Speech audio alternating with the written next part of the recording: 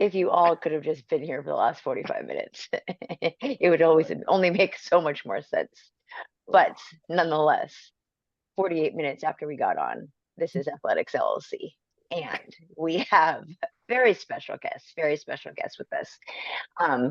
Unfortunately, Sir Lucius is not here. He is prepping for, just another national championship on the elite level. And then in another week, conference level.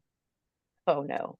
But other than that, we middly people are here for a show. I will not own that. Well, how many rings do you have, sir? Ooh. Okay, great. So like 7. Okay, that's not how many Mouse has or Sir Lucius has.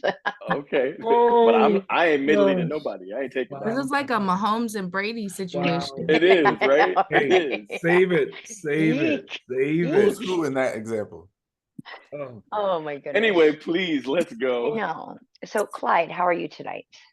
I'm good. I am in the office, grinding away, as our mid-major folks do. Oh, here we go. And finding time to talk with you good people. I'm glad to see you all.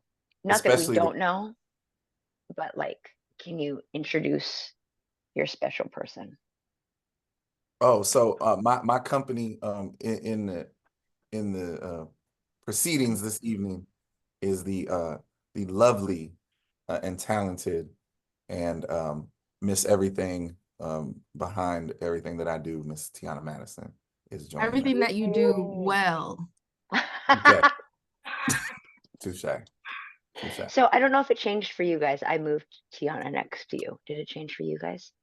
Nah, never mind. For the rest of us, yes. E for effort. Whatever. I tried. Governor, how are you tonight, sir? This is 50. I don't know how else to put it. I got back from New Mexico on Sunday, and I have spent the last 4 days just in a zone. I'm zombied out. I don't know. It's altitude. I don't know what it is. It is the altitude. It's the altitude, and we did the same thing from Albuquerque. Yeah. Whew. Yeah. All of you need more Red Bull in your life. Yeah. Okay. All I'm saying though is I'm so glad we went the weekend before you guys, because I saw all that snow that you guys had, and I was like, eh. Oh boy, it was fun. It was fun. Oh, it's crazy though, because literally the weekend before we didn't walk outside with coats. Oh really? We were able to walk from the Clyde to the convention center and just our long sleeves and whatnot, but no coats. Yeah, yes. I don't think you would have tried to do that. But would you do the lovely gesture of inviting your special person? So I'd like to introduce my significant other, my partner in crime, my what is the name? She's the Sundance Kid to my Butch Cassidy. It's getting deep. I need boots. We have been working together now for years. Every day is Disney World. Every day. Aww. Now introducing my lovely wife. Listen, that was well done. Jacqueline Street Thompson. I thought you were going to middle name her. I was like, I was about to say, you about to get hit right under the table. That could be my nickname. Yes. Disney. I love it. Thank you, Miss Jackie, for joining us. Yes. All right. I can't even read. There's so many letters. Negrodamus. Oh my gosh. I didn't put my glasses on for this. Yeah, you do. Negrodamus the champ. The champ. Oh you can always say naysayer if you get tripped up. Right. Oh, Lord. How are you tonight, sir? As judged by the fact that I'm laughing at everything, I'm doing really well. if Sir Lucius were here, he'd ask what's in the cup, and I want to be sure that everyone knows it's actually a shot of Martinelli sparkling cider. There's no Right. alcohol being imbibed. I promise. No plug. Here's- No plug. Look, here's I the know, bottle. right? Do you have an Hey, NIL deal? They're gonna be sponsoring the show starting next week, so we gotta get started. I mean, it is time for our Zoom fee, so Right? We need That'd be that, right on. that juice box. Right? Oh goodness. well, will you please introduce your special person? Sorry, I just Only if you don't throw up on the screen. I know it was a little juicy. Sorry. Oh goodness. Well, this wonderful person. Hold on one second. Pat. Shh. This wonderful person has so many nicknames. Tammy Brosco, the Queen. Our oldest calls her the Warden. Without question, the person that makes this entire household go. The child wrangler, the adult motivator, you name it. She wears multiple capes, too many hats to fit one head. This is the wonderful and talented Miss Tamika Huffins. Tamika Huffins, everybody. Welcome, welcome, welcome. I can't live up to Kareem's. That's so. If she's Disney World, or you go to Universal Studios, Harry Potter world. right? Oh gosh. Magic. Okay. At least. Oh, Well, first off, from the panels and the universe of coaches of the other spouses, even though kind of you guys are on staff, so like it doesn't really work. So T, thanks for putting up with everything. It's great because the worlds don't spin, and we as coaches get to do what we do because of the other halves and whatnot. But even then, so I mean, I guess it goes back and forth for the other tiles too, because you all get to enjoy what you're doing at the same time most of the time. And Most of so the time. when no one reads the show notes in advance, the audience is very, very confused. The reason that everybody is here is because this is supposed to be our Valentine's special. So from last week. from last week, we behind. You know what I mean? Happy, So happy Valentine's Day belated, everyone. Yes. We wanted to bring these wonderful people on the show so that you guys could actually see the people who make this show work, because they take over the things that we shirk on Wednesday nights to go record. Yep. And they allow for all these wonderful things to happen. But also as a more grandiose homage to all of the significant others that allow all coaches to be 24/7 therapists who make no money. So at the end of the day, before we get any further, a huge thank you to all of you wonderful people on this screen and all of you other wonderful significant others out there in the world and the ethos of the coaching land. Thank you. Thank you. now we got him here. What are we gonna ask him? Well, I'll ask the first question. Okay. And I think it's the one that everybody kind of really wants to know. How do significant others of track coaches make it all work? And you two give special answers, obviously, because you also coach. I mean, actually, all three of you. So, Ladies, you got to talk now. You can't just sit there looking good. I love every day going to work with Kareem and being in the same office as Kareem and going to the track practice every day and driving together to work every day and back. I love it. Sometimes in the office he'll disappear. But other than that, I really like it. And I think it's going to the track meets is kind of vacation for us, I think, actually. We just make it work. I like it. well, that's cool. I cannot say. that I would use the word love going to the office. But what I do love is that I've had a front row seat to Coach Clyde's career at Alabama State, at Cal, and now at San Jose State University.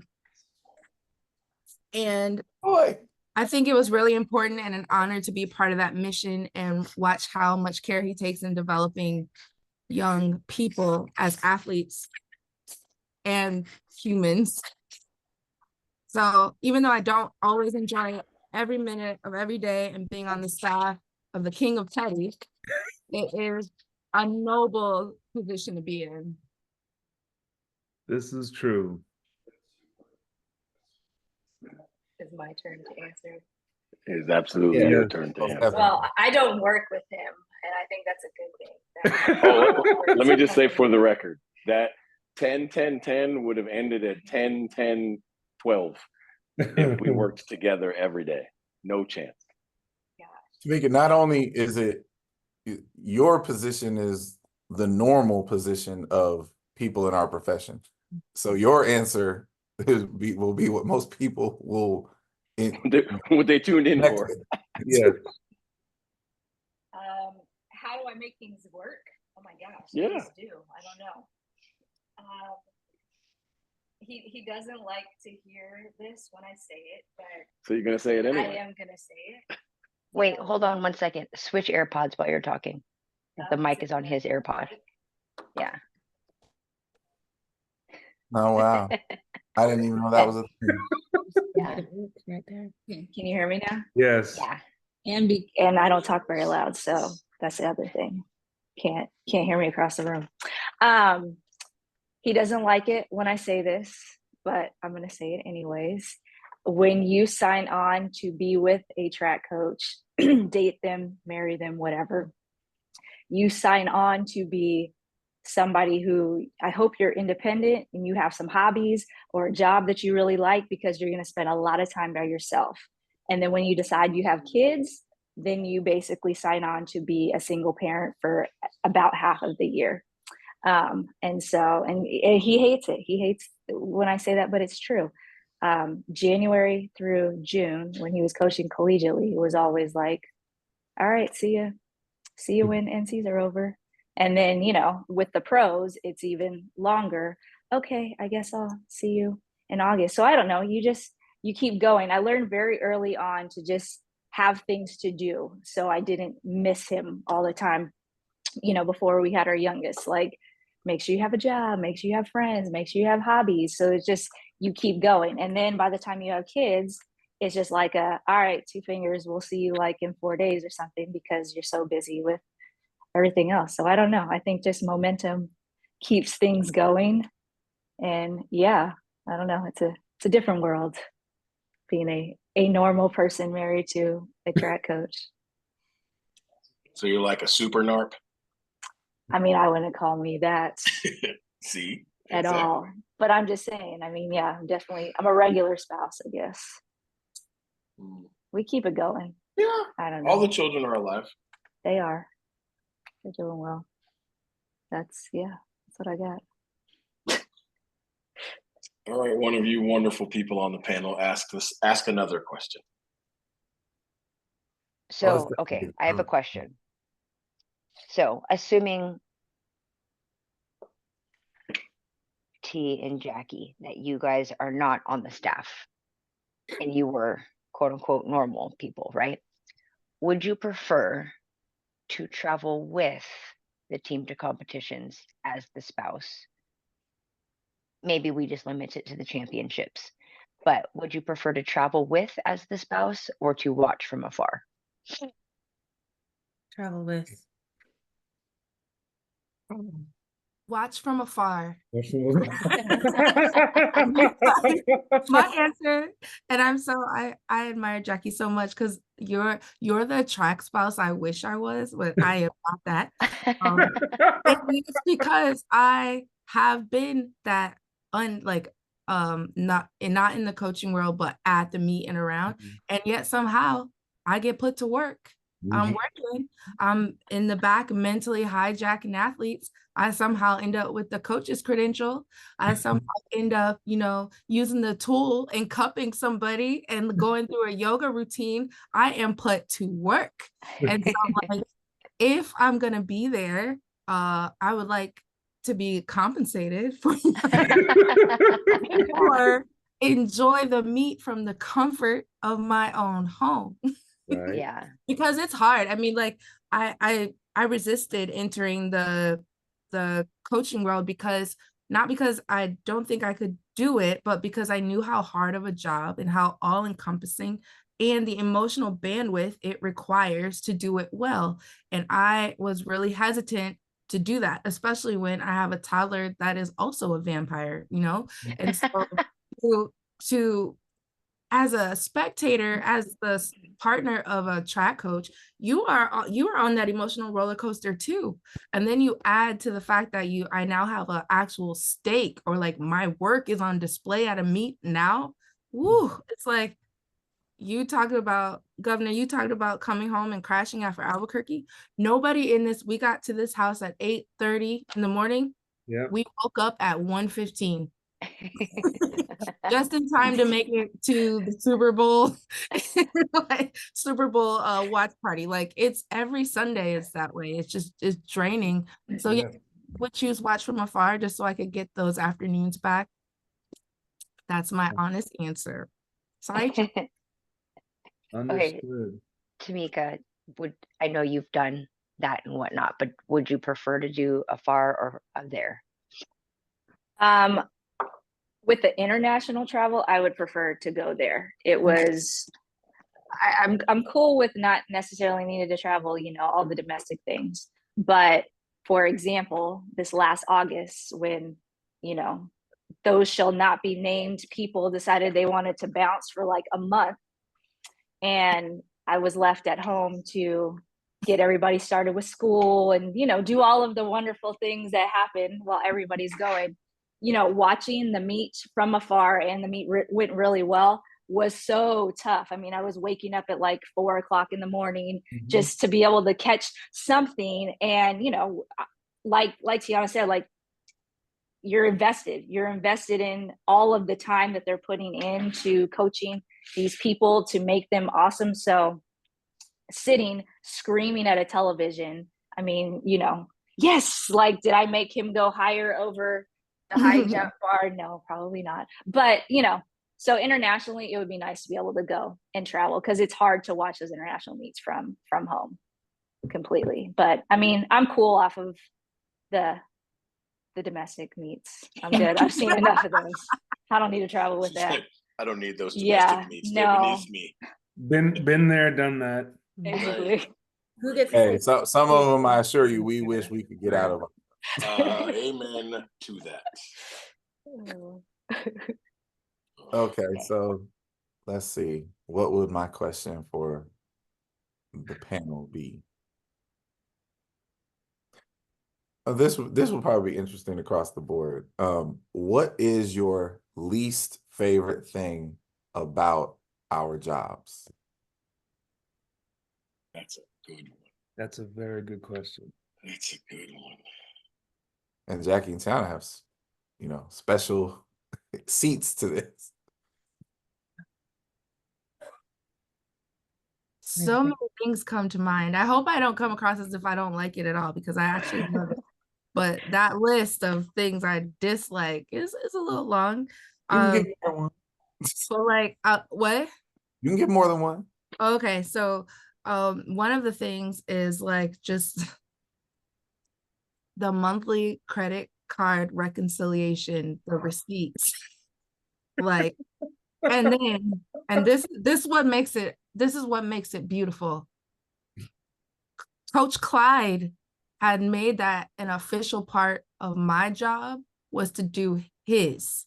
Like that is an official part of my job.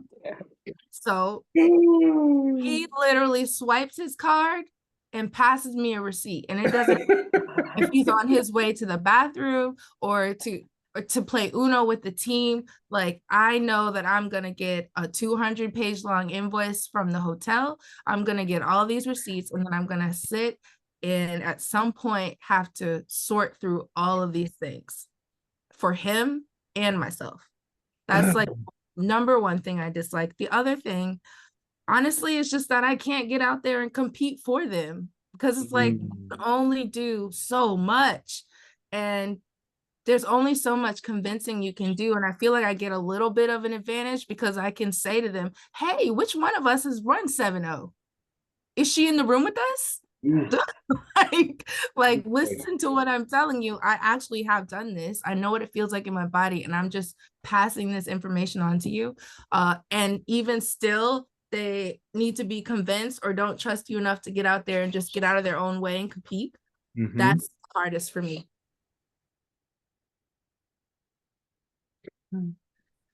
I think for me, being the only female on staff, always, I always get put into these roles of, okay, Jackie, you're in charge of food. You're in charge of life skills, all the volunteer work, all the activities, culture night, making sure the officials are okay, all the paperwork. Volunteers. So I get, yeah, so that part, not so much. I just would like to just coach. Senior send off. Yeah, yeah. And that's fine. Recruiting for me,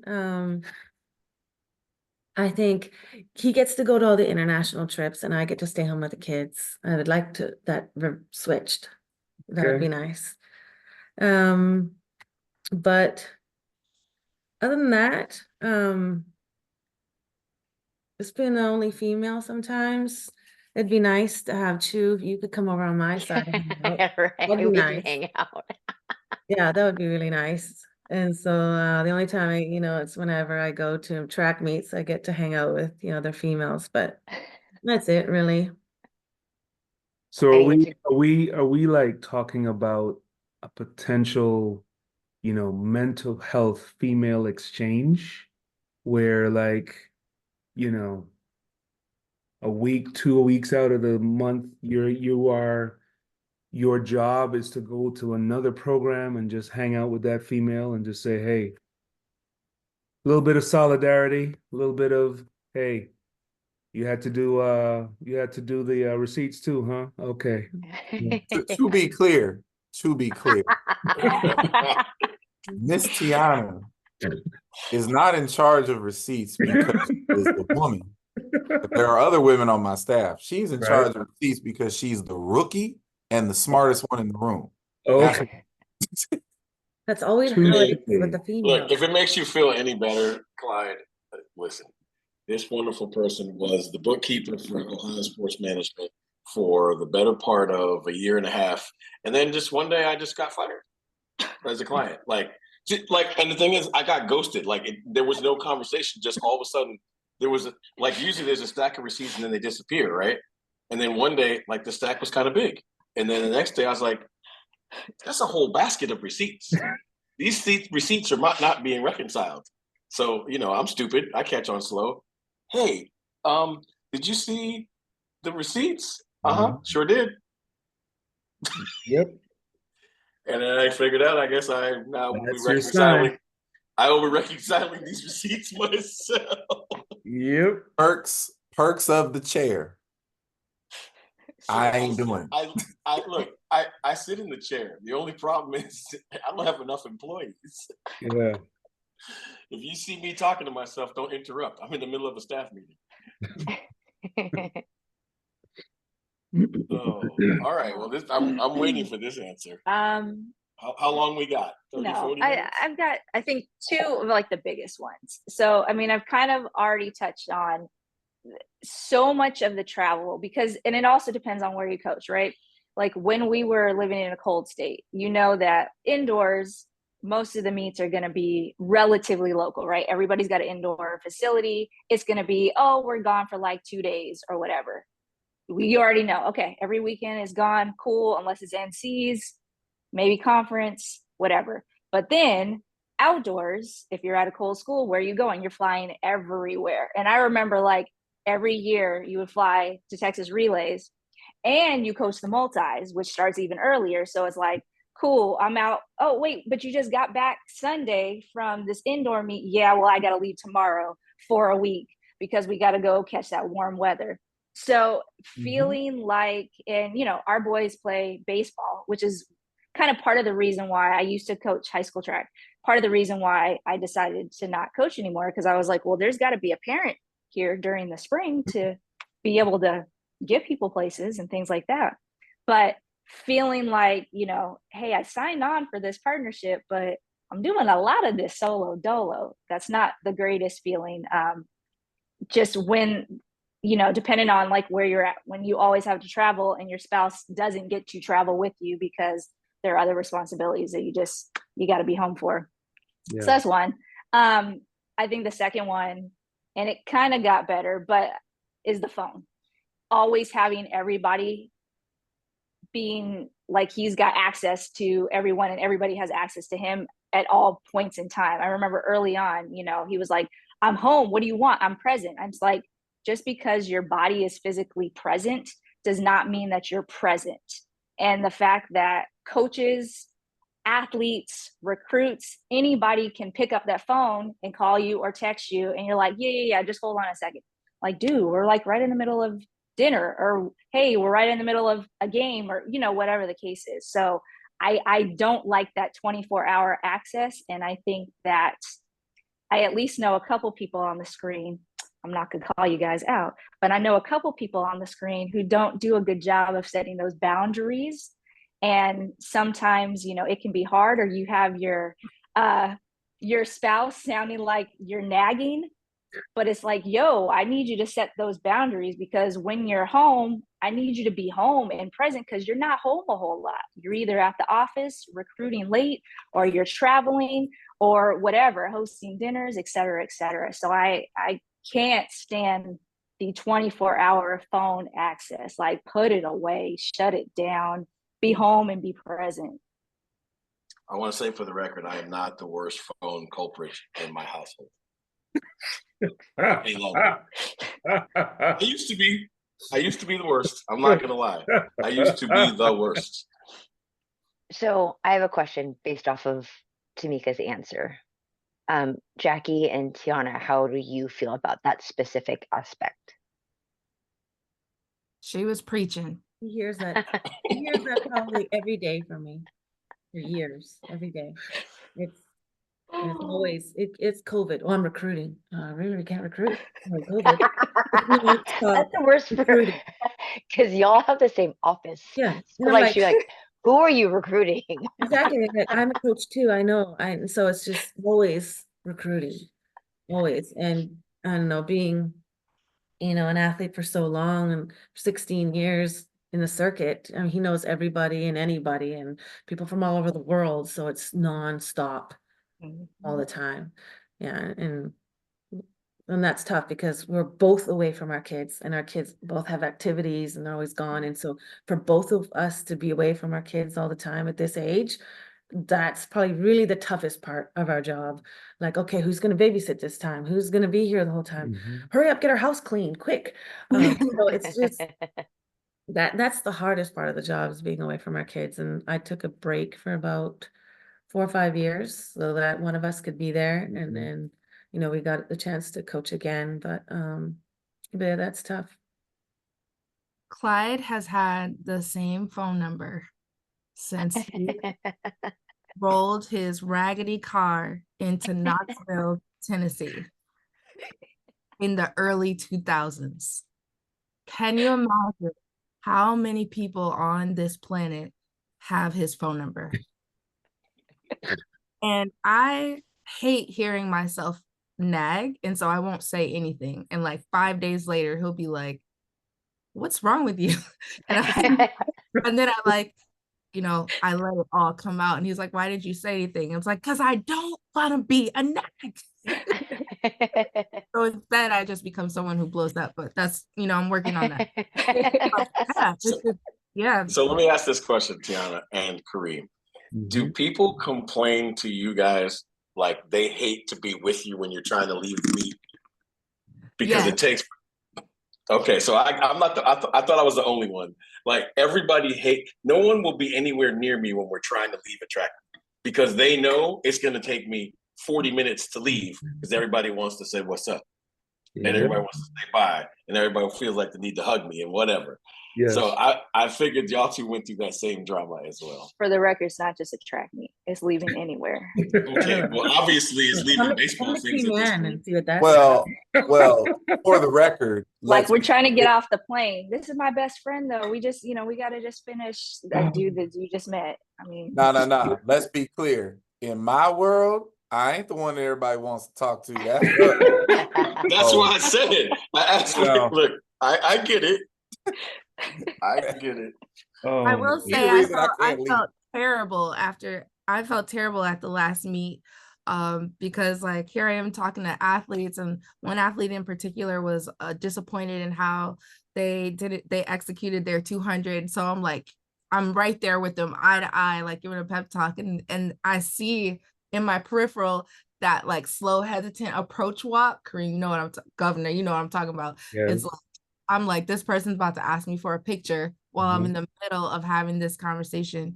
And the athlete just kind of looked like, go ahead. Because it's been happening all day long. I mean, they're their opponents are taking pictures with their coach. And it's like, wait, Yes. right.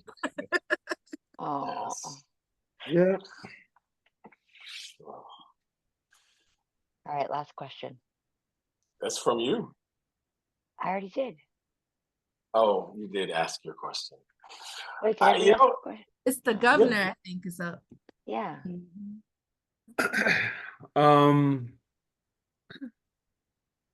So, I mean, this question is, I mean, and it's based on the track life. Okay. Do holidays exist for the spouse of a track coach? Does that exist, or do Do holidays exist for a track coach?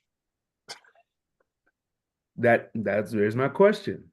Now, that could be a rhetorical question. I could be facetious.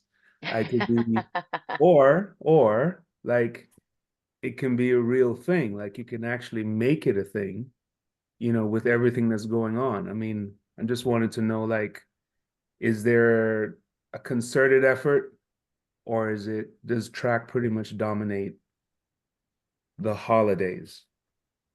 Well, even for us, when we got married, we're like, okay, we got a couple days right here, December before indoor season starts. So we're like, let's elope. So 10 days, we decided to elope, plan our wedding, have it in Cayman, not invited. Well, I think our family last minute, the day before. And then the next day, I haven't had my honeymoon since, because the next day we had to go back and we had to recruit and new athletes come in. And so we've never had a honeymoon. And that's what we had to do just to fit it in.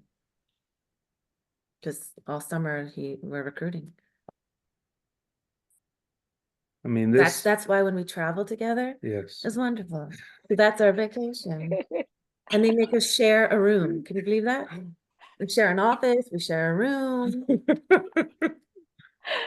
I mean, this past December was the first in a very long time. And I know COVID kind of put a monkey wrench into any travel plans and all of that. But to spend 3 weeks back home and just enjoy ourselves and enjoy the kids and enjoy our family, and I came back with a lot of melancholy, a lot. It was like, okay. But we're paying for it now because we weren't prepared. So all our new kids, we're paying for it now. Yeah. I would say that previously, because I haven't been retired that long from professional athletics, there were no holidays. And that's because the minute you say I have a holiday, I eat, then I'm off my fuel plan. And that's gonna set me back. So it was easier for me to treat those days as if they were just regular days. And even if you know, I didn't have to practice. I still had to stay on my field plan. So it was still very much 100% related to my goals in track and field. Right. And now because of this guy right here, everyone else forces holidays on us. Yep. So now it's fielding phone calls like, oh, bring the baby over for Thanksgiving, when me and Clyde would be perfectly happy sitting on the couch and not observing that holiday at all. And don't even talk to me about Black Friday, because I'm not losing sleep for anybody for any reason to stand in a line when I can just go online Monday or whatever. And then, you know, this year I did, you know, we went to the coaches convention. So we kind of let the athletes kind of do their own thing come finals week. So I would say we got a mental vacation more than we actually got like a physical vacation. And that was nice. That went by way too fast. And, you know, because of things that our family have been dealing with, we did hold them a little bit closer this holiday season. But let me tell you, I have a Christmas tree that I really love. It's all gold because I love gold. And it sat in its box for a month. Then one day, I think Clyde got tired of looking at it, and he spent the afternoon setting it up, and he was like, where are the lights? And I was like, I don't care about no lights. So that tree was put up with no ornaments, no lights, no presents. It was just up in the living room, and that was all I had to give to this holiday this year because of all the energy that I'm expending elsewhere. So no holidays, not really. Oh man, can I just say, you mentioned the coaches convention. I hate the coaches convention. I hate it with a passion. Me too. And like seriously, why do you that's hate when we the have coaches to, convention? because of when it is. You know, typically you'll have, if you're doing that first indoor meet, you're gone for that first indoor meet, and then you turn right back around, or you fly from that first indoor meet directly to the coaches convention. For the record, then, don't do that. And then you're out there for a week. And, you know, we've got high schoolers. Usually that week that they're going is finals week. So who gets to do all the mental prepping and, you know, did you do this? Did you study for this? Did you, you know, holiday parties, all of the things with all of the kids, like, oh, yay. And then it's like, oh, you're finally back. All right, let's spend like a few days. And then, you know, somebody needs to teach for a week, or, you know, someone needs to go to it's poor timing. It's just poor timing. I'm like, can't we have this at any other time? Anyways. Not even just that, Tamika. It's that they're so excited about dipping out on the family at that time of year. And then, and so like Clyde will be like, oh, I gotta go shop for the convention. and then model outfits. And I'm just, you don't need to be that excited about dipping. You don't need to be that excited. Like, what? No. Or they're bringing back germs that we don't need to be bringing back for the rest of us during the holidays, COVID. But, you know, I digress. I feel you. The convention is a vacation. It is. And you don't need to go all those days. You don't. You just go one day. Just go, get my vote, vote, get back on the plane, and right? That's it. Right. Okay. Yeah, it's a vacation. Yeah. Yes. Absolutely. That's not some of our approaches on this panel. That's not the Now, before you go any further, here's what I will say, and it has to be said. Every major holiday is celebrated in this household. If there's anything that I will say about Jackie Street Thompson, is that our kids have had the ultimate experience when it comes to holidays, when it comes to Easter, Halloween, Thanksgiving. Your Thanksgiving. Yeah.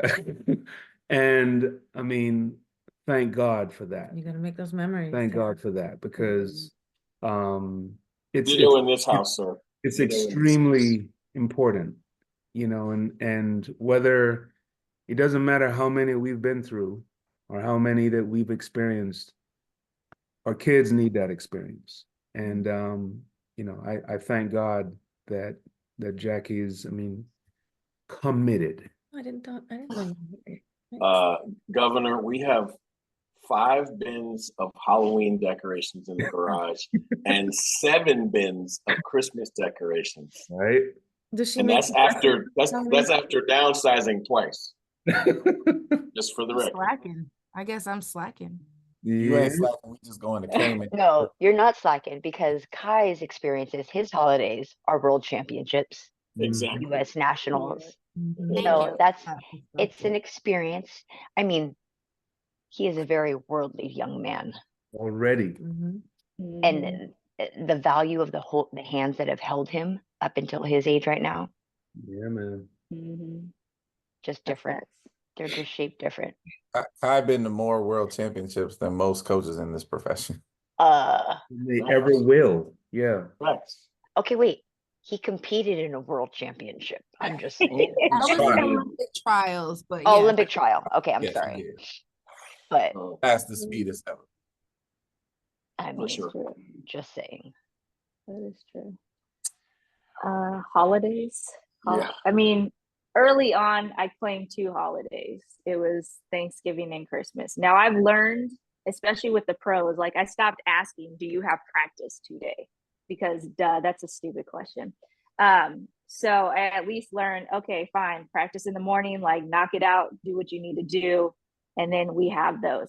Outside of that, especially like once the season has started, so like January through August, you just, I don't know. They're not, you figure out when you figure it out, right? Like all of the kids' birthdays just about fall in that realm of track season. And it's like, all right, so we're going to celebrate like a week before because so-and-so is going to be out and they're going to be gone. And, you know, dad's going to be in, I don't know, Slovakia or somewhere crazy, you know, during your birthday.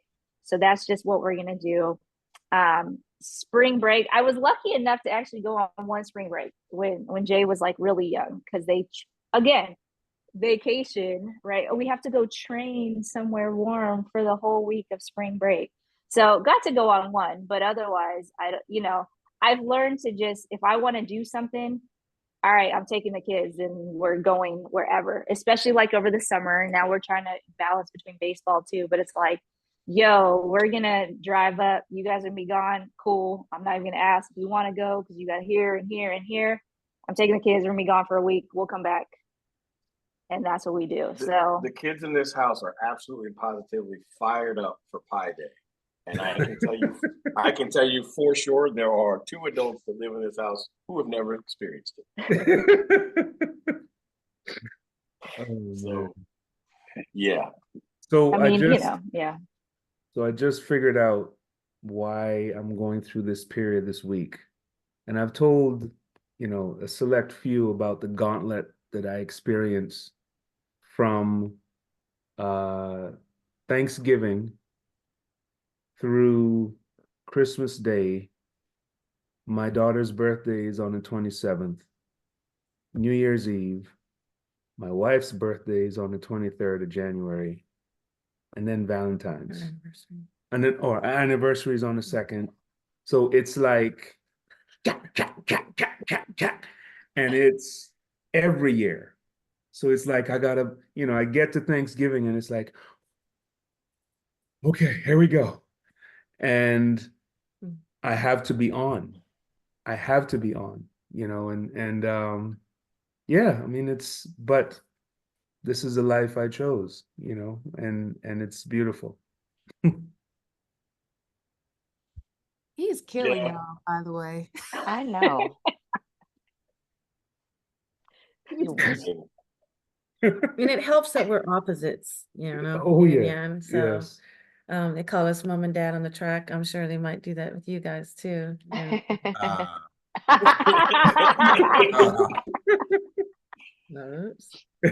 Oh, that's so funny. You I've said heard he's some- killing us. You said he's killing us like we didn't know that the governor was a better human than me. We knew that. a long time ago. For The credit's sake, closest we probably get is good cop, bad cop. Right. That's I mean, as close as we get. essentially the same, essentially. But I've gotten rave reviews about the two of you as a dynamic duo on the track, so it's amazing. It's great. So. Holla at us after next week. We gonna see. I'm holding my breath.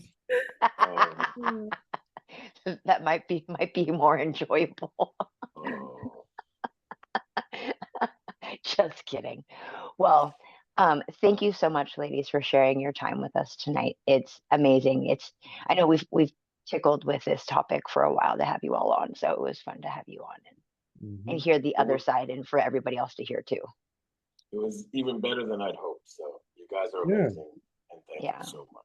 Thank you. Thank you. Thank you. Yes. Bye, So. Kamika. Stay strong. Go enjoy your nights, ladies. Thank you. Jackie's like, peace out. I gotta go. Oh, man. Good night. Oh, Good night. man.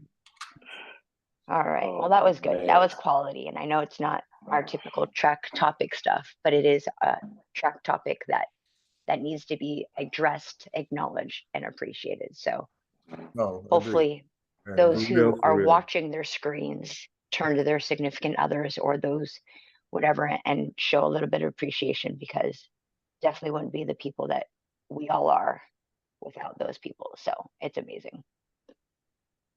But alas, what you come to your screens for on Friday when I actually post it on time. Jack is back. Hey, it's been a rough year. Sorry guys, I'm not even gonna lie about that. It's been rough, real rough. Track is back, and we've got a lot to look forward to this weekend and the upcoming weekend too. So, highlighting the weekend past. Man, where was I last Haywire. week? Yeah. Haywire. Madness, craziness, all of it. I must start with Devin Charles. Yes. Mhm. New world record, What record? 60-meter hurdles. That was one of the records that a lot of people didn't think was going to get broken and hasn't been broken. Was it 16 years? Long time. Like, first of all, watch the race. Everybody pretty much ran really well in that Yes. particular race. I think they said it's like the greatest 60-meter yeah. race ever. Oh, not even close. Yeah. But Devin put space Yep. in between herself and the field. And if you know Devin, and most of us do, that there's not a better human being in this sport. And her family, her parents, like, they're such good people. Yeah. And, I could not be happier for her. And Devin's story up till now is, for me, a lesson in what so many young people in our sport need to pay attention to and hold tight to. So to give you a quick synopsis of it, Devin Charlton was a NCAA All-American at Purdue, working under Lonnie Green. Mm-hmm. When she graduated and was set to turn pro, they all felt that it would be in her best interest to move on and put herself in a more professional training environment. I was lucky enough to be the chosen coach to get an opportunity to meet and work with Devin. And the idea was, at the time, that she would come to Montgomery, Alabama, where I was working at Alabama State, and join the training group that I currently had of Christina Manning Clemens at the time, and Isabel, my Scandinavian professional hurdler. Well, as the business goes, by the time Devin actually showed up, she was the only pro left in the group because the other young ladies had chosen to move on to other opportunities for coaches. Her rookie year alone, in a city she doesn't know, in a new training environment, That girl did everything I asked her to do, and she worked her ass off every single day, but it just wasn't going to work. It was too unfamiliar. It was too much change. And she never complained. She never, got negative, but it was a rough year. And at the end of it, I was like, you should go back to Coach Green, who is now, the coach at University of Kentucky. And ever since she's been back under the tutelage of the coach that developed her into a star, she's just been rising and rising and rising. And now she's the world record holder. And who the hell knows what she's going to be able to accomplish outdoors. Mm. Like, there's a legitimate lesson in that. Like, people should not be so quick to get away from the people that brought them through. And so for her and Coach Green to pull that off and to start her 2024 journey with that kind of bang, phenomenal. And I'm her biggest fan. Like, I love it. That girl get a medal.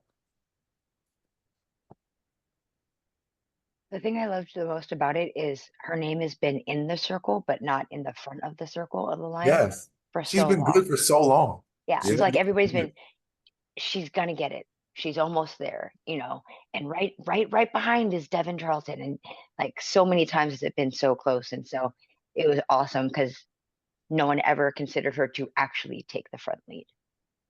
She's always been close to do it, and she's supposed to do it. And when will she do it? But she was never put in front. So for her to do that and have that experience and to do it in such dramatic form is awesome to see.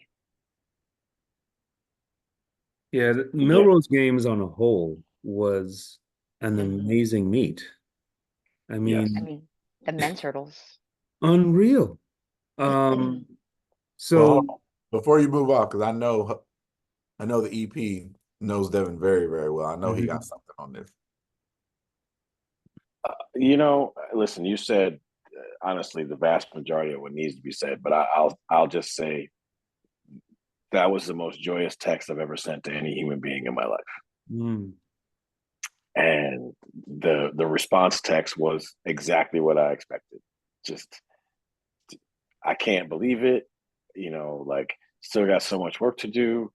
It just all those things. And look, Devin is a product of two ridiculously amazing people, her parents, and honestly, like, that whole family is just a family of rock star human beings. And if you are a track person, you would want this family because they come to everything. They're not overbearing. They let the coaches coach their children, and all those wonderful things. And to be honest, like, not about to get on this screen and start crying and such, but I'll just say, like, so often young people think if they don't win today, that they should retire tomorrow. Right. And the truth is, the biggest thing, like en route to being a pro, Devin was a conference champion, but she never won a championship in college, like an NCAA championship. And and she got a little shoe contract, and probably a bonus type deal, and like all those other wonderful things. But she got from the very beginning what we try to tell everybody is, like, if somebody is supporting you to do pro track, what they're giving you more than anything else is an opportunity to chase your dream and time to develop into how great you can be. Like, right. I need people to understand, like, Grant Holloway is not the blueprint, because Grant Holloway is insanely talented and in the absolute perfect situation for him, and never lost an indoor hurdle race in college. That, folks, is not normal. So don't, like, hold that mirror to everybody else's career and development, because that has its pitfalls as well. So at the end of the day, like,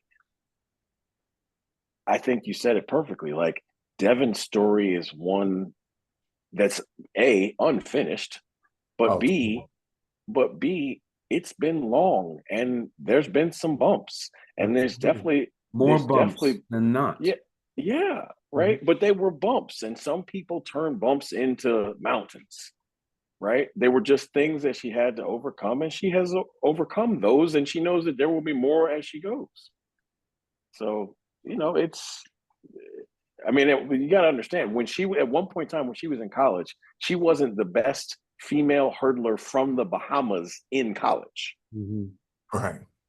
Right. So, like, people need to understand, like, this development is truly development. She has come a really, really long way. And that's where most people come from. It doesn't happen in like 2 weeks. That's right. So, No, but don't trip, BP. I cried too. It's all good. yeah, I mean, yeah, you know, when great things happen to great people, it's easy to do. That's right. I won't. Please go next, Governor. But I just want to say this. I sent this text within our LLC group chat on Sunday.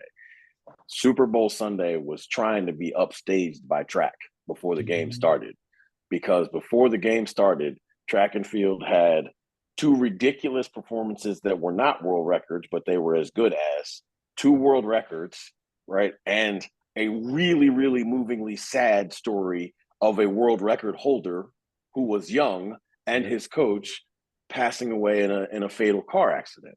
Right. So, you know, the one thing that I will always say about track, because, you know, look, track takes a beating sometimes about, like, you know, how could you like track? How could you be pro in track? Listen, track is one of the few things you can go to any single meet and see a world record. It's one of the few things you can go see something you've never, ever seen before. You can go to 10 years of basketball games and not see something you've never seen before. Now, you might, but you could. You could go to a whole season worth of basketball games and not see one thing you haven't seen before. And same with soccer, and same with diving, and like all those things can happen. But in track, listen, I promise you right now, you will not watch a year's worth of track and not see a world record. That will not happen.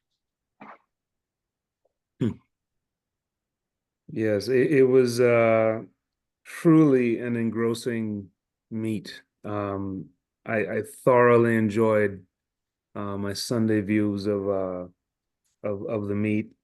I mean, you think about um, the men's so in that race, 767, 779, 779, 780.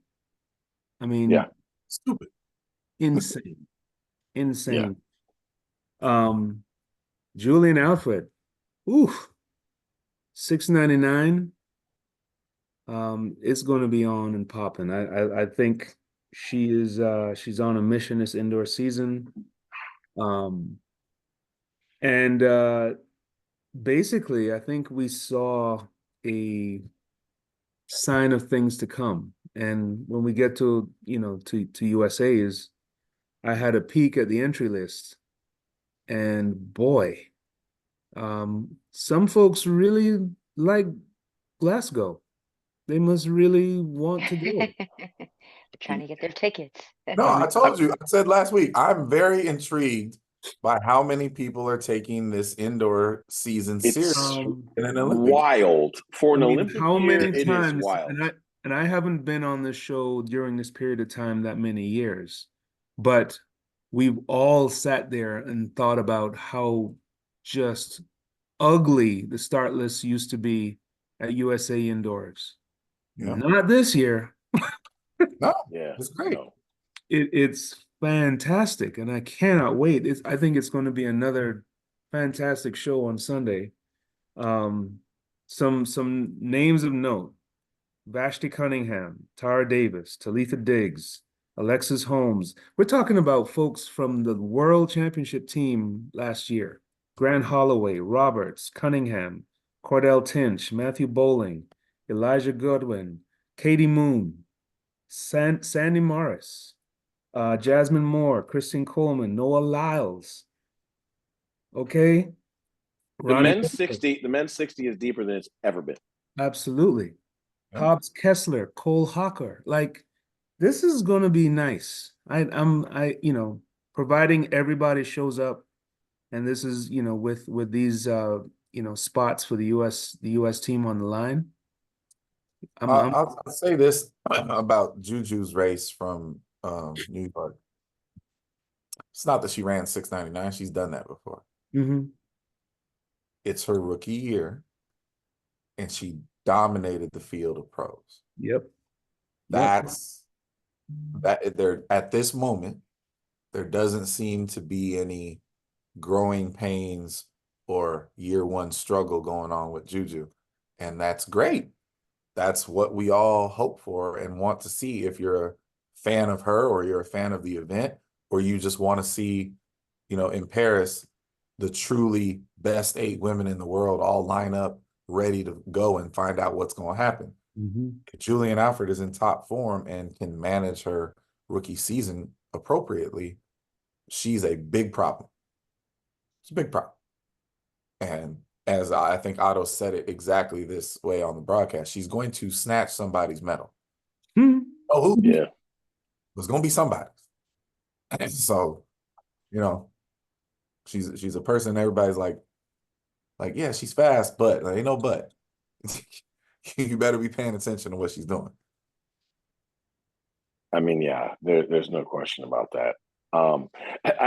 The one performance from this weekend I wanted to talk about because it just kind of gets slid under the radar because of his greatness, right? Like the world record in the 60 hurdles was 7:37 before Grant Holloway, Mm-hmm. and it was 7:37. I believe Colin Jackson had it. That's right. Yes. So that's a very long time ago. Yep. And Grant has run faster than that so many times. People have now forgotten how fast 7:32 is. Right. I mean, like the only other person to run that fast is him. That's right. And that's season opening stuff. Like, what are we doing? Like, listen, make sure you are not doing anything during the men's 60 hurdles in Albuquerque. That's all I'm gonna say. Because and it doesn't matter what round. I've seen 7:29 from that guy in the semi. So so just show up and watch, pop your popcorn and watch the meet this weekend because there's going to be some craziness. I will say on the men's hurdle side, just as a super fan of the event, I don't know if news came out the week before, but to hear the news that Devin Allen has re-ruptured his ACL. ACL, yeah. Is truly terrible. And that was one of the things I was really looking forward to this year was going to be the American battle that would ensue if Grant is Grant, Trey Cunningham is back to himself, Devin, and so many others, right? Tinch, yes. And Devin will figure out how to be back in June, right? Listen, we're all pulling for it. What, 2-3 times already? This is his third ACL tear.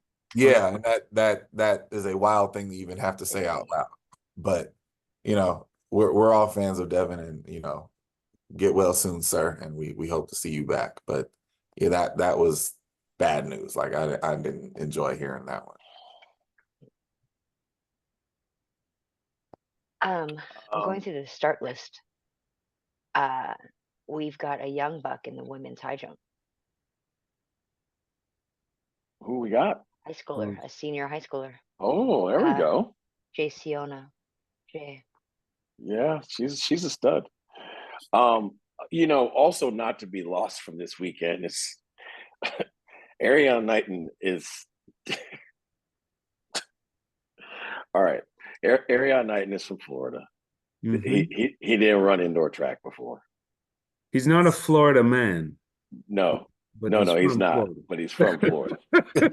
he didn't run. He didn't run in college, so he didn't run indoor track. So right. So let's by all means send the uber talented young man who's never run on an indoor track in the 200 to the world's best and fastest track to run the 200 indoors. That's right. Man goes up the bank, is stumbling. And you're like, oh, I feel so bad. And then he comes across the line. You're like, okay, stop. 2021 is so fast to start a season. It is so fast to start a season, let It is. alone start a indoor career. It is Well, so fast. Well, that's the point. Like, if you didn't see the race, you catch the headline or the Twitter, right? Like holy shit, Arian Knighton opened up the season in 20.2. Yeah, that's amazing. You got to watch the video. Yeah. You got to watch the video. Clean at all. It Nope. was not technically savvy for an indoor run, and it was still 2020. And Yes. he was still moving at 200 too. So Yes. it's that one's going to be different, folks. That one's going to be different. So refresh my memory, EP. Who are the representatives for the multi for the United States for Worlds? There aren't any. Okay, never mind. No, I'm just kidding. I'm just kidding. Just kidding. Harrison is Mr. Harrison Williams will be at in Glasgow for the United States. Okay. No woman? I don't know. I actually did not. I have not made myself abreast of that field, to be honest. I'll say this from an NCAA standpoint. There have been some events, for example, like the men's 60 and the high jump that we've been pontificating on, opining on all year. And then there's some other events that seem to have been dragging so far this year. The 400 the men's 400 is no longer dragging. There was an explosion this past weekend. And now 45.7 is now number 10 in the country. Thanks to Clemson, Tyson, and Don Kirby. Like and you know that's a good thing. That's a good thing. We all, the world is a better place when the 400 is on fire in the NCAA. But you know, there's a bunch of new names. There's when you look through the list, there's some people that you may not have thought would be dominating that list this year, and they are. And so it's going to be a wild East, not West, because the meet's in Boston. Wild East shootout at the NCAA's in the 400. I don't even want to attempt to try to pick the winner in that when we do our winner show, but I'm sure because we don't want to, Sir Lucius will insist that is the events that we're doing. But no, it's really, really wild. Like that. Well, let's call it what it's really going to be, right? Like, where's the SEC meet this year? In Arkansas. So every time the SEC meet is in Arkansas, that particular event and the 200 lose their mind every time.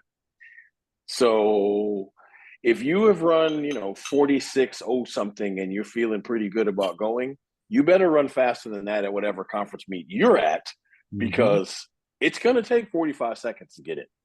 Just write it down. That's right. The events, there've been a couple of events we've talked about, but like I sent a screenshot to all of you guys, on the weekend, the women's high jump. What in the name? It's really high. What in the name? What are we at? Was it 186 or 185? It's 16th right now. It's one of those two. And first of all, 185 is really high. Just want to be clear. Yeah. But there's 4 young ladies over 190? Yeah. And significantly so in some cases. Right? Yeah. I mean, whoa, is all I got to say to that is just whoa. And, the women's triple jump, as Clyde had mentioned, was one of those events that had been sort of kind of lagging. And then we got, whoop-ah, whoop-ah, whoop-ah, whoop-ah. And you look at the list, you're like, oh, so we're up to 1320 to get in the meet now. Got it. Yep. And the men's 4x4 arrived to the point. Bruh. 7 of the top 10 set this past weekend.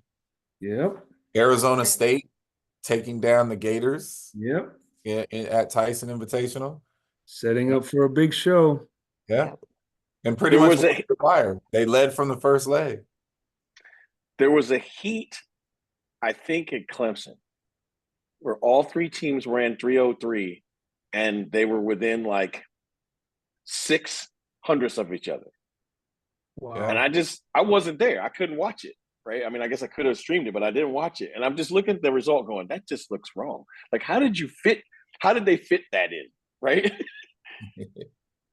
But that's just wild. The 4x4 went crazy this weekend. And I mean, it's some of it's predictable.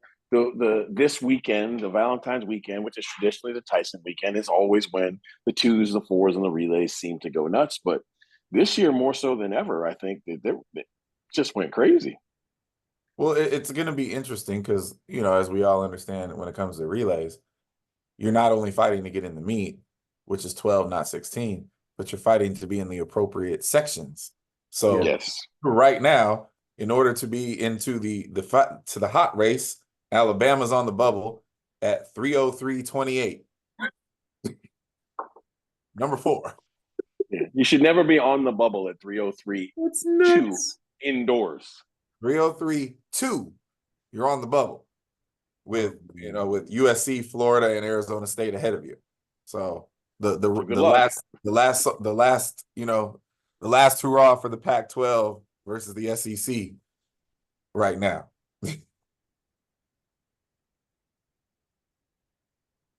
Yeah, that's nuts. What do we look forward to, speaking of these things, in the conferences coming up? Like, conference meets have already started. God bless the Some of the cross-flex and stuff. right. Some of the early conferences were popping off this week, and then I mean, USA's has the floor for real this week. Yes. And then Hold on, USA's and the DMRs. Yeah. Let's be clear. This weekend it belongs to USA's, and Friday belongs to the DMRs. yeah, that's true. That's true. I mean, as it pertains to, like, what are we looking for forward to out of conference weekend? I'm not going to touch the SEC because we can always look forward to that. That, like, it doesn't matter who it is from year to year, the craziness will ensue. The cast of characters have been brought along many times. I am very interested to see Illinois, Penn State, Ohio State, and Iowa in the Big Ten. I get that. That is a four-headed monster that comes at it very differently from program to program. Listen, I'm gonna tell y'all all right now. For Iowa's track team to be as good as it is consistently, there is so much coaching that is going on there because that state is just not set up to be really good at track. The weather is abysmal. Yep. For a great portion of the year. The people in Iowa love track, but there's not a whole lot of, like, natural talent. There's a lot of there's a lot of the right personalities, and that's why a great number of them become great. But there's so much coaching that is going on at that school that I have to give Joey and his staff a massive amount of credit, because it's not a one-year thing. Like, every year they've got a 45 guy. They've got, two, like, a fast female More than relay, one. fast female relay, fast men's relay, right? Like, it's not the cold weather stuff, right? It's not, they don't have, like, it's not just they got great throwers and some pole vaulters, right? They got things that usually require you to be outside to run that fast. Well, so in the spirit of that, I'll say this, and definitely Homer stuff here and point of personal privilege, but the Mountain West Championship has gotten significantly better than it was 5 years ago, because where it used to be a purely distance orientated championship, we got people playing serious across the board now in all events. And I am very excited to not only see obviously what my team will be doing in that venue, but there's an interesting dynamic going on in the Mountain West right now. Sheila Burrell, who's owned it forever, right? Carmelita Jeter is now heading UNLV. Chantel Twiggs has the Nevada girls sprinting very well. And Tiana joined the staff. So there's a very interesting dynamic going on right now in the sprint side of the Mountain West. And the times are legit. They're competitive nationally. It's going to be a hell of a show. And the Mountain West Network does a great job of coverage, unlike some other networks or some other conferences that shall remain nameless. So was today old when I found out there was a Mountain West Network, by the way. Hey, and I'm telling you, they do a very, very good streaming show coverage job. They got cameras on all the field events. They got actual announcers. They got field people. They do a really, really good job. And so, you know, one of the best things I saw this weekend was our women's relay or women's 4x4. It's been the same 4 girls since meet 1, which is rare around here. And, you know, we don't have like blue chip, you know, name brand people coming through the program, right? They dropped a 6-second PR and are currently sitting number 1 at 3:38. I was so proud of those girls. So proud of those girls. And I can't wait to see how much faster they can run in a championship setting with more rest. Because, for example, our anchor was 45 minutes off of her 800-meter PR when she stepped out there for the relay. So, you know, I'm super juiced about what they did this weekend. Great job, ladies, and I can't wait for championships. Chu? I mean, there's so much to look forward to, honestly, across the board. Like, so my comment earlier was going to be, did anybody else feel like the 4x4s were late? Like, I feel like we were Well, they were waiting late. longer in. They were late. But it correlates. Like the 400s were a little bit slower, longer But yeah, into the season. So it makes sense. But I mean, at Tech last week, like 310 wasn't slow in the races.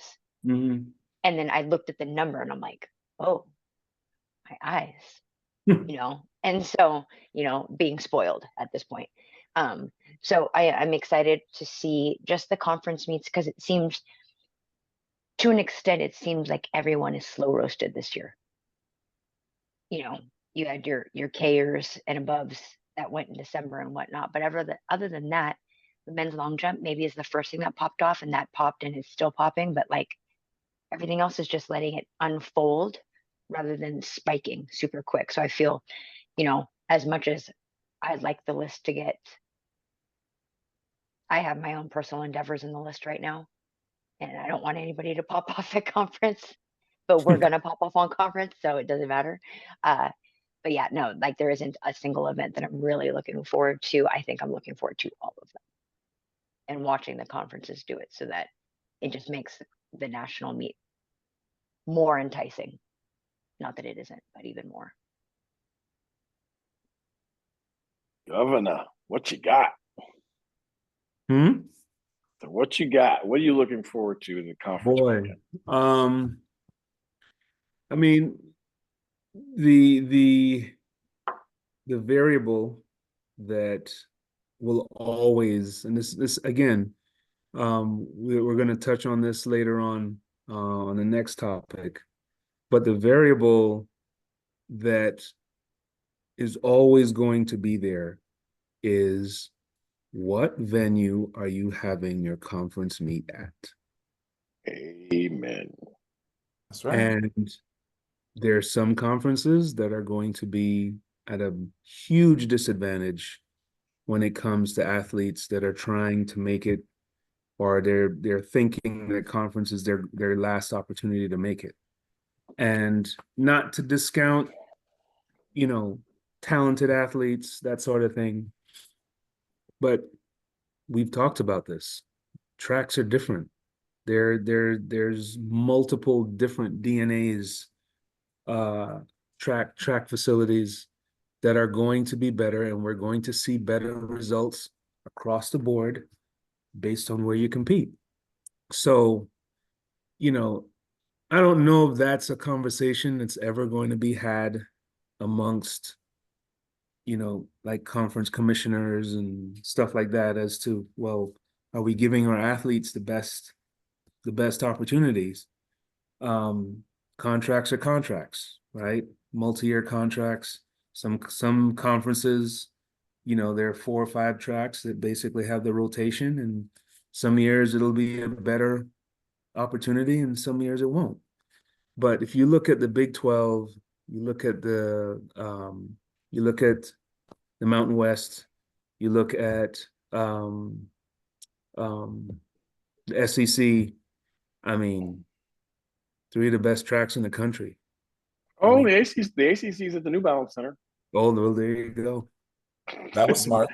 That was right? smart. So Very it's smart. yeah, I mean, like, look, you work all year to get people ready to run as fast as humanly possible, and then you go wherever you go, right? But Mhm. at the end of the day, when the SEC meet's going to be at Arkansas, and the conference USA, the Mountain West meet's going to be in Albuquerque, Albuquerque. and the Big 12 meet's going to be at Tech, and the ACC meet's going to be in Boston, Yep. right? Hello? Where's Big 10 going to be? At Spire, which is going to always produce what it's going to always. I mean, you're running on Absolutely. basically a 400-meter track indoors. Yes. So it's not a great place to long or triple jump because you go into the corner. But other than that, everything else will be ridiculous, Yeah. as it always is. There will for sure be 45-second runs. There'll be for sure run 302s and 303s. Maybe not 302s, but a bunch of 303s because the track's big and fast. So, I mean, what I'm basically getting at is this descending order list is going to change again.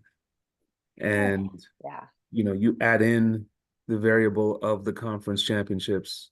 I mean, it's going to be stupid.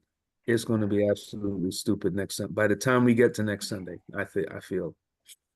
I think the event that is going to be the most volatile that I'm sending a prayer for you, Clyde. The men's 60-meter hurdles is already ridiculous. I just want to be clear. Oh, 771 is last in. Currently. And not for real, because there's like 7 people tied at that. Right. Yeah. So all of the 771s aren't even in, right? And then we just talked about where the conference meets are going to be held. Yep. I don't know what it's going to take, but I know whatever it's going to take is going to be ridiculous. Yeah. Because it's already ridiculous. I'm still holding to my number at 68. I think when the dust settles, you're gonna have to run 68 to get in, which is I don't even think I'd argue with you at this point. And I think that sounded most ridiculous of all the things said on this show at the beginning of the year. But it's trending that way heavily. Mm-hmm. Okay. Well, we've got some time. We've got a week before most of the conferences actually take place, but good to keep our eyes open to see what's on the horizon, at the very least. So, without trying to cry my eyes out, we'll talk about the Super Bowl. Uh-oh. Well, can I talk about the aftermath of the Super Bowl? Because I'm gonna give. I don't know why he's sitting there expecting that I'm not, a sane person or, a person who lives in reality. The Chiefs won. It is now, for the first time, officially a dynasty. Andy Reid is for my money, Andy Reid is one more Super Bowl win away from Belichick, like in the grand scheme of, hierarchies of coaches. Why? Because he did it at different places, right? And I don't mean winning Super Bowls at different places, but he was an elite coach and produced really good teams at different places where Belichick only had true success. So are you saying right now that you think Andy Reid is ahead of Bill Walsh? Because listen, you've been high on multiple occasions on this show, but you can't be that high. Listen, Listen, I'm I gonna get love back to- Andy Reid. I've never considered that piece of it but listen, he's right there. Like to me, that's the three. Those are my three. I'm just talking about how Andy Reid gets to the top of the mountain, right? But I digress. Patrick Mahomes has his third and needed the third to now, for me, officially be third. Sure. It's Brady, it's Montana, and it's Patrick. Sure. And that's where he is. And that's where he shall remain until further notice.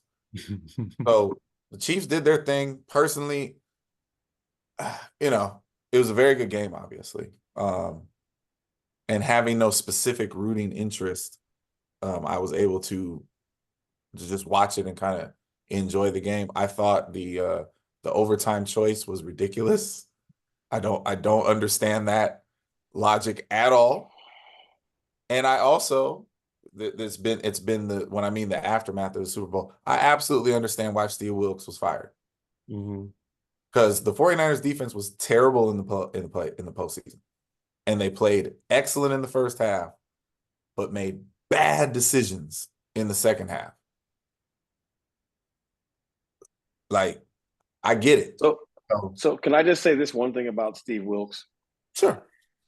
This is one of those all money ain't good money situations, right? Like, absolutely. When they called Steve Wilkes and asked him if he wanted the job and wanted to come in and talk about the job, he either didn't ask all the right questions or he ignored them when they told him. They brought him in to run the playbook of the two previous DCs because all of the talent that they had committed to was to be able to run that scheme. And if that's not your scheme, if that's not how you butter your bread, as hard as it is, you just can't take that job because they are setting you up to be exactly what you did. They set you up to be the fall guy, right? Like whenever it was going to go bad, right? Like he was going to be the one that got fired, and at the end of the day, that's exactly what happened. So like, I totally understand that. I think the Dre Greenlaw random Achilles tear was a big deal. Okay. Can we talk about that for 2 seconds? Okay, listen. Sometimes announcers say too much and they don't realize they said too much, right? They told us during the show that Greenlaw had complained of Achilles tendonitis for a month. And the words were used, rushed him back for the playoffs. And then he tears his Achilles trying to run on the field. Right. Now, we all know the culture of football and such, so there was some unsaid things that convinced that gentleman to get back on the football field. What we now know was way too soon. Looks like it. Yeah. And I mean, and if it happened like that, it was gonna happen. No, for sure. And here's the ugliest part about that, right? Like, he's the one that pays the price for that. Yeah. Because if you tear your Achilles in the Super Bowl, you're missing all of next season and next season's Super Bowl if they make it. Like, you're not coming back. Unless you're Aaron Rodgers. But Aaron Rodgers, look, okay, people don't get this. Aaron Rodgers couldn't run. Right. Like he could step backwards. Yeah, he could step backwards on his foot and throw footballs, but look, ain't none of that happening. So anyway. No, I just thought it was a good game. Yeah, I thought it was a good game. I think Shanahan got out coached. And again, there's never been a debate over who the best quarterback in the NFL currently is. It's Patrick Mahomes, and that was Purdy played well. Wasn't Purdy's fault. Purdy played well. Purdy played exceptional. You know what I mean? So, I mean, you can't make those kind of mistakes and win the game. You just can't. So, What you got, Governor? boy, the amount of stories within that one game, Yeah. that I think are going to be dissected and dissected and dissected. The amount of on-field video that's now coming out, and I know I'd sent one to the group text. Patrick Mahomes' shock Oh, when dude, so stupid. when the 49ers decided to receive the ball. So There stupid. is another video, and I don't know if you saw it, of him running off the field going, they decided to receive the ball. They Yeah. decided to hold. And then there's another video, and I can't remember who the name of the player is. He's going, oh, so they get the ball? They get the ball after us? I didn't. 49ers did not understand the rules. Unreal. Here's what's worse than they didn't understand the rules. They understood, like the people who mattered understood the rules, but made a wild, absolutely wild assumption that Yeah. they were going to get the ball back on Yes. the third possession. Yes. They played for a move that there was Vegas long odds against happening. Yes. So stupid. So I mean, I've said this to no less than 5 or 6 people when we've talked about this game. So the original rule was you get the ball, you score, it's over. Correct. Right? Well, now whoever gets the ball last Correct. is now a 4-down team. Correct. And it's something that cannot be understated. You cannot overstate this enough. Okay. Well, let's just go backwards. If we just play the game exactly how it was and flip-flop it, right? When the Chiefs have the ball and it's 4th down in their territory on the 34-yard line, there's no chance they go for it. No. You punt it and play defense. Right. But when you now you're a 4-down team, like we out. Niners, same situation. 4th down, they kick the field goal. Right. Right. Well, you're not doing that if they have the ball second. You are just not. It was inexplicable. Yeah. We are track coaches. Chris is now dabbling in baseball world. I started the Super Bowl at my sister's house. They're all like raging 49er fans. They got the jerseys, right? I'm tired from Albuquerque, right? I leave at halftime. I leave during Usher, go back home. When overtime happens, T's like, oh, the 49ers can still win. I was like, nah, they lost. As soon as the coin thing, I was like, game's over. It's over. What do you mean? I was like, because no matter what they do, pretend they get the touchdown. The Chiefs are going to score a touchdown and they're going to go for 2 and they're going to get it. Yep. I do not sit around and watch football tape. I don't watch coaches' tape. Right. But over the past 4 years, I know that if it is 4th and 1 or 4th and goal or anything goal, they're going to sprint right and throw it to the flat. That's what they do. I know the play. If I know the play, why the hell don't y'all know the play? Boy. They do it all the time. It's a corn dog. Those of us, it's corn dog. Those of us Chiefs fans have seen it happen time and time again. And it's like, dude, like, do you not understand? Have you not been doing your film study? Like, come on. Bro, I know, like, he ain't going to go to the left with the play. It's to the right. Every time. Andy Reid learned from Bill Walsh. Yep.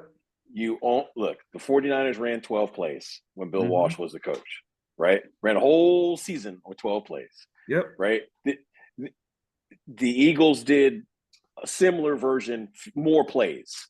The Chiefs do a similar version, more plays. But at the end of the day, it's just so many moves and counter moves from the same play. Yeah. Right? The whole point, to Clyde's exact facts on that particular play are, you cannot be fooled by all of the window dressing and such. When homeboy sprints behind the line, you cannot forget he's there. You can't listen. It's like a magic trick. No, at no point in time do you take your eyes off of the magician. Yes. Right. If you see him go behind there, you keep your eyes on him. You cannot for 1 second look inside of him, because now that's what, if he was to go across, you just get passed off to the next guy, right? Nope. He's not coming out the other side. He's coming back, and the ball's coming to him. Wait, no, you don't believe? Oh, there we go. And you Tyreek Hill. They did it to win the last Super Bowl. It was the same play. They won the last Super Bowl. Yes, same play. Hey, I got news flash for you. Hunter Renfrow caught that pass for Clemson to win the national title. Same play. Yes, he did. Unbelievable. It's the same play. Brady ran it with Edelman to win, to get the 2-point conversion in the comeback. It's the same play. And I know we all sound like armchair quarterbacks, but see, this is what happens when you are McVay or or Shanahan, right? You're the anointed young geniuses. Yep. See, but McVay won a title. Yes. Yeah, he did. Oh, Shanahan, like here's the worst that can ever be associated with him. And look, Shanahan's got some doozies associated with him. There have been seven Super Bowls that have had 10-point or more collapses. He has been involved directly in 3 of them. Oh boy. It does not get any worse than that, because he is now stuck in coaching limbo. Everybody knows he is the best guy there is in the league, other than Andy Reid, in the regular season. And everybody knows that right now his Achilles heel is the Super Bowl. Can't win it, gets out coached badly in it. And the only thing you can do to change that is get to the Super Bowl again and win. Like literally nothing. It's like the Cowboys, right? At the end of the day, none of us care what they do until they win playoff games. So it's the same thing. That's where he's at. So Big League. I just want to know, did Chewy break a TV? Yeah, well, here's what I want to know is, what were you thinking at the coin toss? Did you have an idea what was about to happen? No. Okay. And here's why. I was so locked in, not as to what was happening, but just in the game. Does that make sense? Like, so Saturday before, Ben, our pole vaulter, does a phenomenal job. I'm locked in for that because we're vying for the spots, right? And I caught myself for a millisecond, and it was literally when the coin was tossed at the same position, arms crossed, rocking back and forth, shaking my foot. And I was watching, but I wasn't comprehending, if that makes sense. Like, I was just waiting for the next step. So I didn't realize what was happening at the very moment. Like, I don't think I realized until the next day.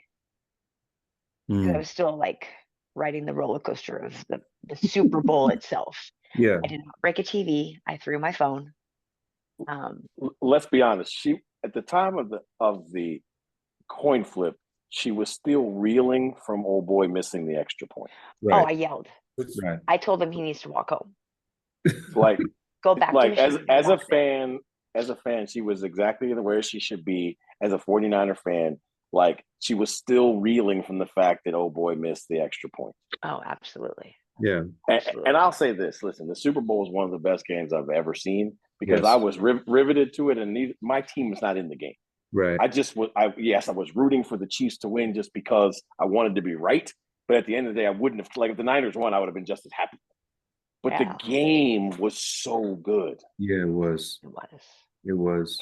The game was so good, and there was so much. Again, I like the aftermath thing is a pretty good one, right? Like, for me,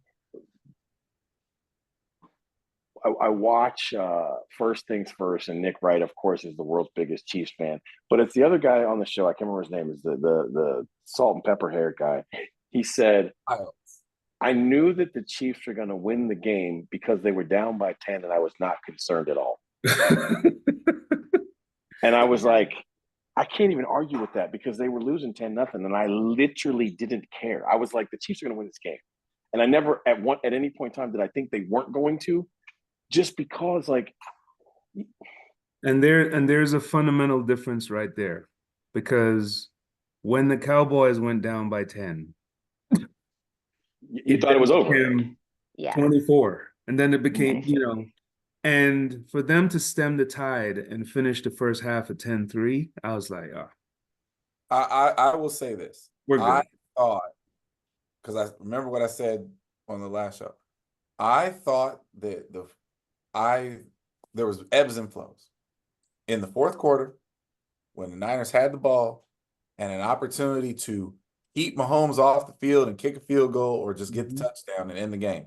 I thought they were going to win, because on third down, when you called the pass play, I'm like, we're not just going to run it twice and take our chances. Right. As soon as that happened, I was like, oh, they're going to lose. Yeah. It was over. All you had to do was get 3 yards with 2 runs. Yes. Yep. I don't understand. And then the two timeouts don't matter at that point. Doesn't matter. Right. I don't understand why you threw it at all. Yes, great blitz, and McDuffie was in Purdy's place. Not Purdy's fault, but why did you throw it anyway? I mean, yeah. What's even more? That's when coaching matters, though, right? Mm-hmm. It's like you have to be able to literally be the calmest human being in the room when everything else is going crazy for everybody else. If you're gonna be really the great coach, if you're gonna win, like, the gold medal, if you're gonna do these things, you can't get caught up in the emotion. Yeah. That's everybody else's job. Well, let's think about this. Think about the clock. What the clock was doing by the time they got to that final play to win the game. There was no timeout. There was no, and you could hear what's his name? The pundit from the Cowboys. Oh, Tony Romo. Yeah. Like literally screaming. Yeah. Romo knew the plays. Romo know the plays. I know the plays. Just 49 people didn't know the plays. Exactly. And they're just going down the field and they're just watching the clock. And they're getting within 30 seconds and there is zero panic. And they knew exactly what they were going to do. I mean, unbelievable. Like, what was crazy to me about that game? The one thing that was truly crazy to me, like when you knew for sure that Kyle Shanahan had been outcoached. Andy Reid's bugaboo, the one true bugaboo in his career, has been clock management. Mm-hmm. He's just not been good at it. Yeah. Right? And he's only been marginally better since he's been a Chiefs head coach, right? The Chiefs were down by 3 in overtime and did a better job of managing the clock than the frigging 49ers did. Yes, it did. Like, that part made no sense. It's like the Chiefs are losing and taking their time. Yep. And that should, like, you don't get it. So wait, I don't have an answer for you yet, but correct me if I'm wrong. Bill Walsh won 3? 3. Yes. And Andy, but it's not just that he's won 3. I understand. But yeah, I understand. Yes, they both have won 3. Okay. So I think if Andy gets the 4th, I think I'd have to give it to him. Not just on the number count, not just on the ring count. And I get that Andy Reid's a disciple of, right? But like I said, if you got more. Well, that's why I asked you, did you mean now? If No, Andy not now. If Andy Reid wins a 4th, I'd put him ahead of Bill Walsh. Yeah, but at 3-3, I mean, Bill Walsh, like, the West Coast offense is like the root of 85% of the offense that's still run. Yeah, not now. So so that's why when you said, he was running up on Belichick, I was like, hold on. No, yeah, I wasn't even thinking about. Well, I'm like, because I mean, he's not going to catch. I don't think he's going to catch Belichick with 6. I don't think that's going to happen. Yeah, I don't think that's going to happen. The crazy part about it is that Chuck Noll kind of gets screwed because his happened before free agency. So you like in these questions, these contests, he gets penalized for the fact that once you built your dynasty, you could just keep playing. That's right. And that's right, way like right, because like I mean, the Chiefs would love to have just not let Cheetah go. Right, like Right. right. He's the Chief. We drafted him. We get to keep him. Right. They would have loved that. So in terms of playoff wins, Belichick is leading with 31. Andy Reid is second with 26. Yeah. Landry So with going 20. to catch him in Yeah. playoffs. Shula 19, Gibbs 17, Chuck Noll 16. And then Mike Holmgren is number 7 at 13. I mean, yeah. I'm saying, like, 2 different cities. Yep. You know, Not close yes. with the Eagles. And in this example, he would have the 3-peat, which no one has. Now, listen, I'm gonna tell you right now, if they win 3 in a row, we got a whole nother kettle of fish about things to talk about, because Absolutely. in the NFL, when you do things that no one's ever done, then you go places that nobody's ever gone. So if they win 3 in a row, we got a whole nother conversation about a whole lot of things. Well, Chewy, here's the best case scenario for you as a diehard Niner fan, you and Otto. Here's the best thing that could happen. I don't think it will happen. Here's the best case. You fired Steve Wilkes. You hire Belichick for DC. You get Tom Brady to come play one more season. Brock gets to sit and learn, and Brady takes out Mahomes for the 3rd time. There you go. Oh my gosh. It is all possible. That's Literally all possible. Possible. None of that is happening. But not likely. All possible. Literally none of that is happening. Oh man. Oh my goodness. All right. Well, on that crazy note, I Yes. think we need to go and let Clyde get some sanity back. But nonetheless, Sure, You know you're rooting for all of that right now. You do get one legitimate kudo. Your team was in the Super Bowl. Yes. None of our teams were. yes, yes. So at And that point, that like, was great. That part was great. It was just the emotional roller coaster was not great at all. So, but thank you to the significant others who took their time out of their evening to come grace us with their presence. To all of you and your significant others, thank you for what you do, who you are, and what you do for our show every week for the last 4 years. So nonetheless, have a great one. We'll see each other next week. Bye, everyone.